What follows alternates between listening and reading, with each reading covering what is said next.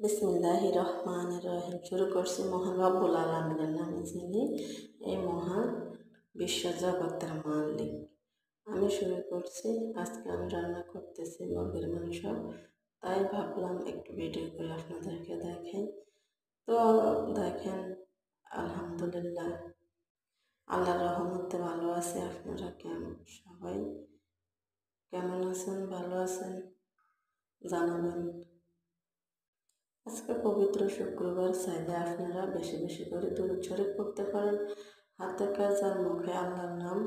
মুমিন বান্দা কখনো আল্লাহকে স্মরণ ব্যতীত থাকতে পারে না, তাই সব সময় মুখে আল্লাহর জিকির রাখবেন আর বেশি বেশি শুক্রবারে দুরূদ শরীফ পাঠ করবেন। আল্লাহ রাব্বুল আলামিন দুরূদ শরীফের ওসিলায় দুঃখ কষ্ট সবগুলা দূর করে দিব আমাদের জীবন থেকে। শুক্রবারের একটা আমল হচ্ছে যেটা দুরূদ শরীফ, যেটা বেশি বেশি করা দরকার আমাদের। দুরূদ শরীফের আমল শুক্রবারে বেশি বেশি করবেন, আর শুক্রবারের শেষ অবস্থায় দোয়া করবেন। যখন দিনের শেষ হয় আসরের পরে, তখন আল্লাহর নাম স্মরণ নিয়ে আল্লাহর গুণগান গাইবেন। আসরের নামাজ পড়ার পরে, তাফসীর তাহলিল করার পরে দুরূদ শরীফ পড়বেন।